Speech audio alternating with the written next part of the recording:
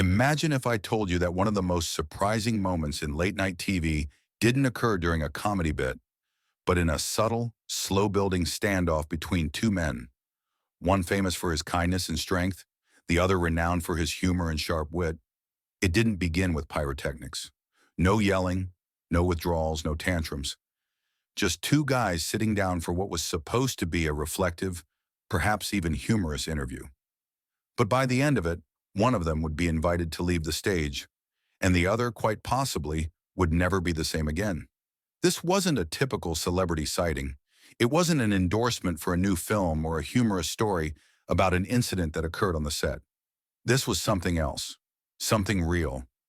You could sense it immediately, like the air in the room changed. You know that sensation when a conversation that begins lighthearted turns in a direction you didn't anticipate? Perhaps you've had one of those yourself, with a sibling, a friend, or even a partner, where words begin to hurt more than they need to, where things that have been left unsaid for far too long finally surface. That's what occurred here.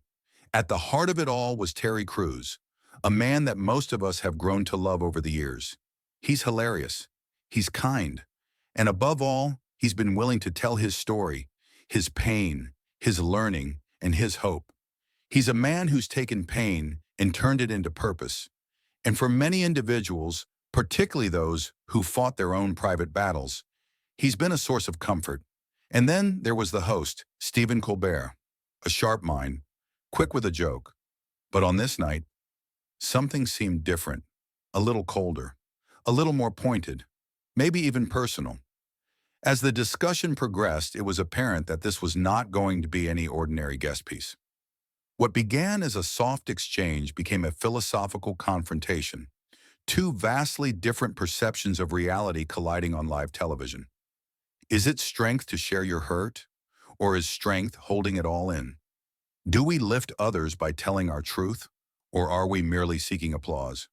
These are the sorts of questions that quietly pull at many of us, particularly if you were raised in an era when emotions were to be kept hidden, when you were instructed to keep your chin up and don't make a scene. But times have changed, or have they?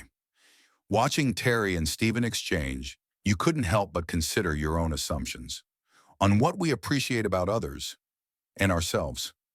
It wasn't about right or wrong. It was about what occurs when vulnerability encounters resistance and the price of holding back too long. By the time Terry got up from that chair, the room was silent, not in shock, but in something deeper. Recognition, perhaps, of how close to home the whole thing struck. It was an interview that showed more than people anticipated, not just about the guest or the host, but about how we all handle our pain and what we do when someone else's healing forces us to look at our own.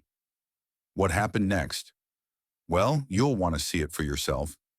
Let's take a closer look at the conversation that stopped late-night TV in its tracks, and why it still has people talking. What happens when one of America's most beloved tough guys, the kind with muscles and a heart of gold, sits down for what should be a routine late-night chat, only to discover the host has something very different in mind? What happens next isn't your average celebrity interview. It quickly becomes one of the most memorable and, quite honestly, cringe-worthy moments in late-night TV history. An actual conflict of values occurs right on stage, leaving audiences shocked, and ultimately results in one of the biggest Hollywood stars being banned for good from the show. Before we dive into this dramatic confrontation, go ahead and hit that subscribe button and let me know your thoughts in the comments below. I promise you, by the end of this tale, you're going to have opinions. And here we are. It's another night in the legendary Ed Sullivan Theater. Terry Crews arrives, beaming and brimming with that affable energy we've grown to adore.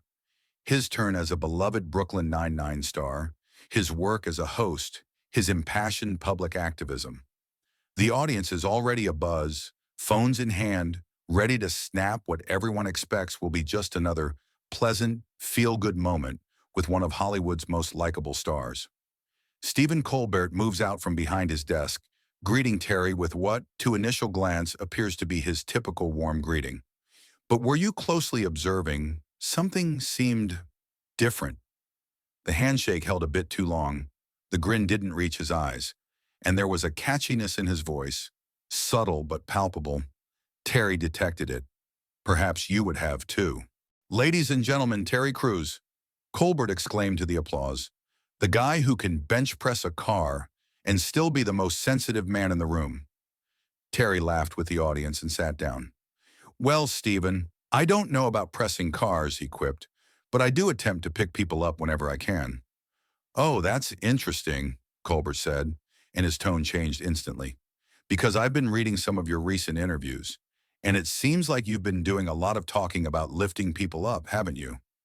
The atmosphere in the room shifted. You could feel it, like the temperature had fallen a few degrees. This was no longer small talk. Terry maintained his grin, but sat up marginally straighter. I believe it is something worth doing, he said, choosing his words with care. Whether that be bringing awareness to mental health, standing with survivors of abuse, or simply urging people to be their best selves. Colbert leaned back in his chair and started tapping a pen against his desk. Right, right. And you've been pretty vocal about your own experiences, haven't you? Public about some very personal stuff. I believe in transparency, Terry said with warmth, though his tone had become a little more serious. When you've gone through something hard, being honest about it can help others who might be struggling too. Where's the transparency? Colbert wondered as if to himself. That's an interesting word, because it sort of begs your version of what happens is the correct one, doesn't it? The room fell silent, like really silent. Terry's face remained serene, but you could sense a movement behind his eyes. I can only talk about my own experiences, Stephen, he replied, his voice even. I'd never pretend to represent anyone else. But you do speak for others, don't you? Colbert pressed, now leaning forward on his desk. You speak for survivors. You speak for victims. You've put yourself out there as a kind of spokesperson for a whole movement. Terry's jaw clenched, just for a moment. I speak from my own experience, Terry said, his voice calm but sincere. And if sharing that helps even one person feel a little less alone, then I'm grateful for the opportunity. Grateful, Colbert echoed almost mockingly, like he was turning the word over in his mouth. That's interesting, because some folks might say you've built an entire career around being grateful. The grateful victim, the thankful survivor, the humble hero just trying to help. At this point, the audience had gone dead quiet. The playful mood had vanished. People weren't sure what they were watching anymore. Terry's hands, which had been lying loose on the armrests, curled into fists slowly. I don't know what you're getting at here, Stephen, Terry said, his tone still under control, but a little tighter now. I'm not suggesting anything, Colbert said with a cold smile. I'm asking you directly. Don't you think that it's kind of convenient how your personal pain has become such a big part of your public persona? That's when Terry stood up, slowly, deliberately, and suddenly his whole height and presence filled the air between them. The audience gasped. This wasn't awkward anymore. This was tense. Convenient? Terry repeated, his voice low and steady, but unmistakably sharper now. You think what I went through was convenient? Colbert did not blink. He remained in his chair, though he had to stick his head way back up to maintain Terry's eye. I think you made it easy, he told him. I think you did something that occurred to you and used it as a marketing opportunity. You'd better be extremely careful with what you say next, said Terry, his voice still low, but now bearing the sort of seriousness that causes everyone in the room to straighten up. Oh yeah, said Colbert, now standing up from his seat, toe-to-toe with him. Or what? You'll stage another meltdown on live television? Post another inspirational quote on Instagram about how you overcame adversity? The theater broke out. Some booed. Others simply sat there, mouths agape, as this live implosion played itself out on stage in front of them. This wasn't stand-up comedy anymore. It was something different, and it wasn't attractive. Terry advanced a step, casting a literal shadow over Colbert's desk. Want to know what I'm going to do? He asked, and this time his voice was louder. Not shouting, but strong, stronger, committed. I'll tell everyone watching the exact kind of person you are, Stephen. I'll demonstrate to them what it looks like when someone with their platform uses it not to build people up, but to tear them down, for laughs. For an instant, something flashed in Colbert's eyes. Guilt? Doubt? No. Satisfaction. As if he had wanted this all along. He edged around the desk, getting nearer to Terry, crowding in further. "Oh, please," he drawled, sarcasm dripping from his words. "Tell us. Tell the world how many types of men you believe I am. Because where I stand, I see a man who's made an extremely lucrative life playing the victim game whenever he finds it convenient." You could sense the room creaking. Individuals fidgeted in their chairs, obviously disturbed. The slightest murmurs interrupted the silence. A person at the back even shouted, "This isn't right!" But the cameras continued rolling. Each strained moment was being recorded, for better or for worse. Terry stood there taking slow, deep breaths, his efforts to remain calm. But the intensity behind his words was irreversible. "Discuss the playing cards, Stephen," he said. "Discuss your card, the cynical host card, the man who believes that being vicious makes him witty." Colbert laughed. Not a friendly laugh. A cold, dismissive sort of laughter that only served to make the moment even more bizarre. There was no laughter in Colbert's laugh, however. It was barbed, designed to hurt. "I like realism," he said with a cold tone. "And the reality is this. You've made a business out of your trauma, your suffering into profit, your strife into a narrative that keeps you under the microscope." "Don't know what you're talking about," Terry fired back, his voice now anger-fueled. "You sit there at this desk each night making jokes about other folks' lives, their suffering, and now you feel that qualifies you to judge how someone else deals with what they've endured?" Colbert shrugged, not impressed by the seriousness in Terry's tone. "I believe it entitles me to ask questions that a lot of people are too nice to ask. Questions like, why every time you're interviewed, your personal demons come up again? Why every show you work on is a spin on your survivor's tale?" Terry's fists were bunched together now at his sides. "Because those battles made me the man I am," he said starkly. "Because lying and saying they didn't happen would be dishonest. Because there are people out there experiencing the same things, and they need to know they're not alone. Or," Colbert cut in, silky as ever, "because it's good for business." That one stung like a slap. "Let's be real here, Terry," he went on. "Your professional life? It was essentially flatlining. Then you began to open up about your past, and lo and behold, you're the in-demand guy for every panel on masculinity, every vulnerability campaign, every motivational moment on overcoming adversity. That's a pretty career turnaround, don't you think?" The crowd started to mutter, fidgeting uncomfortably. The tension had shifted from difficult to intolerable. A voice cried out, "Leave him alone!" Another yelled, "This is disgusting!" But if anything, Colbert appeared fueled by the response. He was like feeding off the awkwardness. Terry bent over the desk, his words low and firm. "You want to know what's truly disgusting, Stephen? It's leveraging your platform to denigrate someone just because they had the courage to be open. It's attempting to shame a person for telling their tale, simply because you are so afraid to look at your own." "My own what?" Colbert answered, his voice pretend offended. "My own trauma? My own suffering. Sorry to disappoint you, Terry, but some of us handle our demons in private. We don't need to monetize them." "No, Stephen," Terry shot back, now addressing him with the full weight of his frustration and sorrow. "Some individuals dig their issues so deep, they become bitter, cynical versions of who they once were. And then they lash out, kicking down others, making like they're just posing hard questions, when actually they are simply hiding behind meanness." For an instant, that polished veneer of Colbert's cracked. There was something authentic in his eyes. But it disappeared almost as fast as it materialized, replaced by that same cruel smile. "Bullies," he mocked. "That's rich, coming from a man who uses his size and his tragedy to bully people, to strong-arm them into seeing things his way." "Strong-arm?" Terry's voice boomed through the theater, so loud that some of the audience gasped. "You think I'm strong-arming people by discussing the worst experiences of my life? Do you think I like reliving trauma? So the rest of you can have something to gawk over?" "You like the sympathy," Colbert said bluntly.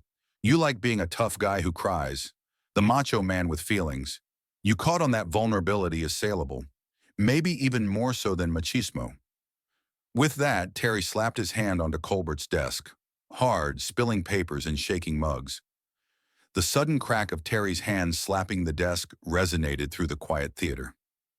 The host's coffee cup shook as if the room itself had been rattled. "You want to see the real me, Stephen?" Terry demanded in a low but vibrating voice. "You want to see what I do when someone pushes me too hard? Because you're going to learn what I'm really like when I cease being polite." For the first time that evening, Stephen Colbert appeared shaken. He stepped back a little, not dramatic but perceptible. Nonetheless, his voice remained steady, albeit softer than before. "There it is," he whispered. "There's the true Terry Crews, the angry guy behind all the inspirational Instagram captions, the dude who throws punches whenever his feelings get bruised." Terry uttered a bitter laugh, not entertained, hurt. "You really think this is hurt feelings?" he said, voice cold with incredulity. "No, this is about you, a little mean-spirited man who enjoys destroying people who are merely attempting to do a little good in the world." The crowd went wild, people standing, some shouting at Colbert, others for the exits. It was pandemonium. Security just stood there, not knowing whether to step in or allow the situation to run its course. It was no longer an interview. It was something else entirely. But Colbert kept going, as if the rising noise didn't faze him. "Positive," he repeated with a scoff. "Is it positive to make every conversation about yourself? To turn every interview into therapy? To use your platform to constantly remind the world that you're a victim? Victim status?" Terry repeated, his voice suddenly low and tight, like a pressure valve about to burst. He leaned forward, gaze fixed on Colbert. "You want to discuss victim status, Stephen? Let's discuss the way you're going to be one of them if you don't shut your yap immediately." That sentence fell like a bomb. The room was silent, charged with electricity. Without taking his eyes off the other man, Colbert snapped back. "At least I'm not lying about it." They were buckled in. "And there it is, people," Colbert remarked, slicing through the chatter like a knife. "The motivational Terry Crews threatening to hurt someone on national television because someone dared to question his account." Terry leaned in closer still, voice firm and bright. "You want a narrative, Stephen? Here's one for you. You're a washed-up comedian so desperate for relevance, you'll attack good people just to manufacture a moment. You're a coward hiding behind a desk and a fake smile, trying to tear down someone who's actually helping others." Colbert's face tightened, but he found his fire again. "Help people," he snapped back. "You help people the way politicians do, by making it all about you, ensuring everyone is aware of how much you've endured, how far you've traveled, all so they can inform you of how inspiring you are." Terry didn't blink. His voice returned harsh, charged with emotion. Not anger, but something more. Something deeper, a greater pain. "You know what's inspiring, Stephen? What's inspiring is that after all that I endured, after all the reasons I had to be bitter, angry, even cruel, I choose not to. I choose to give people a hand up rather than a hand down. What's inspiring is that I did not let my suffering make me into a person like you." The lines are hard on Colbert. His face goes red.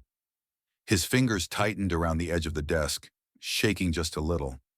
And the room went quiet once more, as if the entire theater was holding its breath, waiting to see what was going to happen next. "Someone like me?" Colbert said at last. "Someone like me." Colbert repeated, his voice hardly above a whisper, but it cut even deeper than when he'd been bellowing. "You don't know anything about me, Terry. You don't know what I've gone through, what I've endured, what I've had to fight." Terry sat up a little, hearing something new in Colbert's tone, a crack in the armor. But the flame burning inside him was still too intense to be ignored. "Then perhaps you should discuss it," Terry said, his own voice still cutting, but with an edge now of something different. Perhaps even concern. Perhaps instead of lashing out at folks who are sharing their own pain, you might attempt being honest about your own. Honest?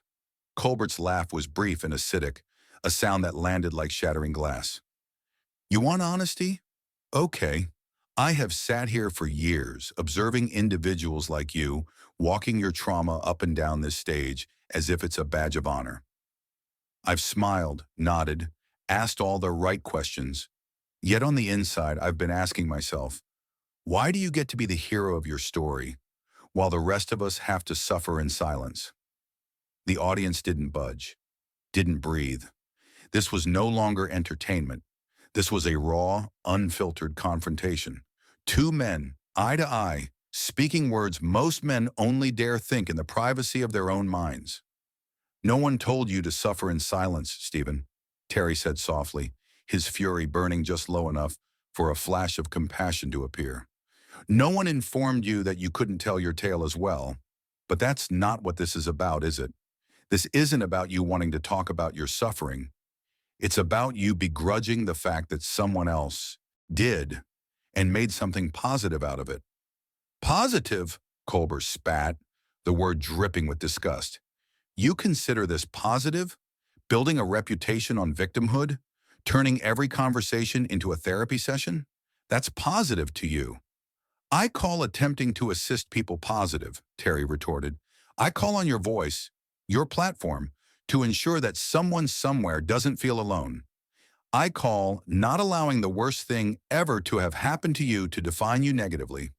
Positive. Colbert wasn't having it. His tone rose once more, brittle and rage-filled. But it does define you, Terry. Every part you play, every interview, every speech.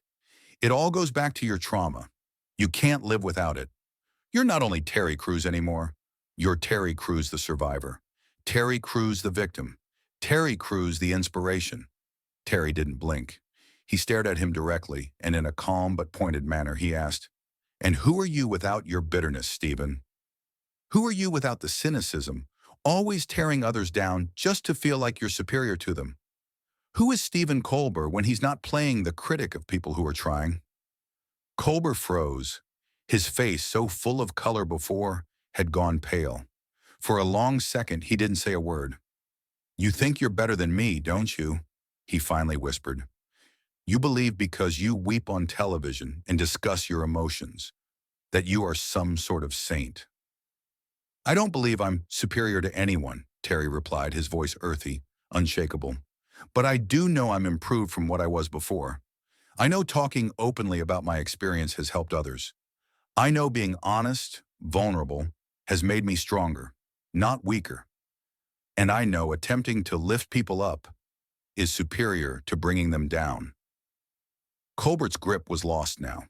His voice rose, cutting and nearly squeaky. "And you assist them how? By persuading them that discussing their issues is enough? That they must display their worst moments for the world to judge?" "I assist them," Terry said, voice steady and forceful in spite of tension, "by teaching them they are not alone. I assist them by demonstrating you can endure the worst moments of your life and remain a good person after all. That resilience isn't about concealing your pain. It's about refusing to allow it to make you cruel, Colbert said again, shaking his head slowly. "You want to discuss cruel? I'll let you know what's cruel. Cruel is letting people think that if they simply discuss their trauma, that they share, then everything will be okay by magic. Cruel is peddling hope to those who can use actual assistance." "And what do you sell?" Stephen Terry challenged, his gaze unwavering. "What do you provide people? Cynicism? Bitterness? That caring makes you weak? Being vulnerable is just manipulation?" "I sell reality," Colbert retorted. "I sell the truth, that life is difficult, that it's not fair, and most are just hoping to get through the day without making a spectacle of themselves." Terry shook his head slowly. "No, you don't sell truth. You sell despair. You sell the idea that nothing matters, that no one cares, that if someone does try to transcend their pain, they're lying.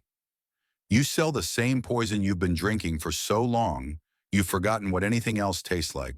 The words hung in the air, heavy and unmoving. For a second, something in Colbert's face shifted. Just a flicker, as if Terry's words had pierced through the performance. But it was brief. His expression hardened again, the moment swallowed by pride. "Get out," Colbert said quietly. "What?" "Get out!" Colbert then shouted louder. "Get off my stage! Get out of my theater! I don't want to look at you anymore!" Terry stood there for a moment, just staring at him. The blaze in his eyes cooled slightly, replaced by something else softer. disappointment. "This is what you do, isn't it?" Terry said nearly softly. "When someone is too close to the truth, when someone shows you a mirror and you don't like what you see, you push them away. You erase them." "Security!" Colbert bellowed toward the wings. "Take Mr. Cruz out of the building." Two security guards emerged from the side of the stage, moving slowly, clearly hesitant to intervene. They looked at each other and at Terry, waiting. "It's all right," Terry said, holding up a hand to them. "I'll go, but before I do, I have something to say. Not to you, Stephen, to the viewers who are watching at home." He turned with a slow deliberation to the cameras. His lean body dominated the screen, but his presence seemed even larger than that. His tone was calm, composed, and authoritative. "If you're watching this and you're struggling," he began, addressing the audience directly, "if you're living with pain or trauma, or just trying to figure out how to be a better version of yourself, don't let what you saw here tonight stop you." He looked over at Colbert, then back at the camera. "Don't let anyone tell you that talking about your struggles makes you weak, or that seeking help turns you into a victim.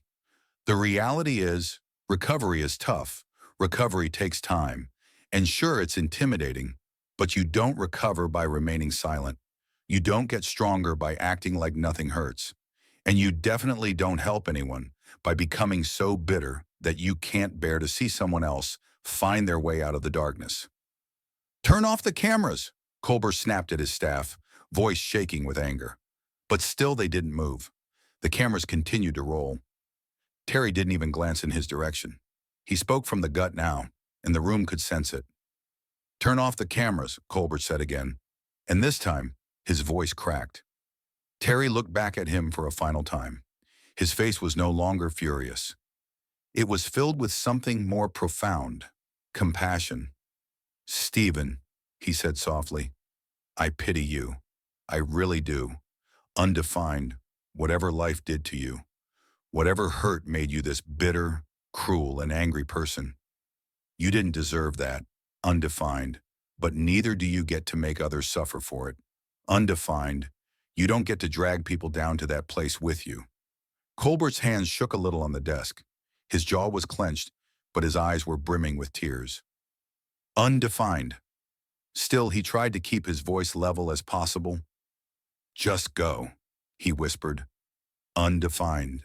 Please, just go." Terry nodded silently. "Undefined."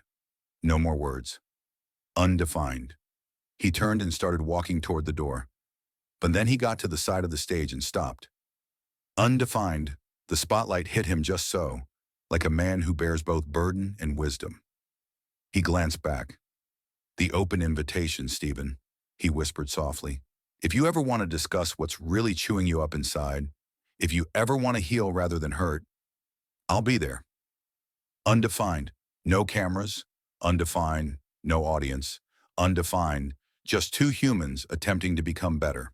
And with those words, Terry Crews left the stage behind him, and shaken host stood alone, clearly overcome. With tears in his eyes, the audience sat silently stunned, unable to comprehend what they had just seen. For a stunned moment, Colbert didn't budge. He stared at the spot where Terry had stood, then slowly turned and walked off his own stage. Undefined. No closing remarks. Undefined. No jokes. Undefined. Just silence. The cameras finally shut off, but the damage was done.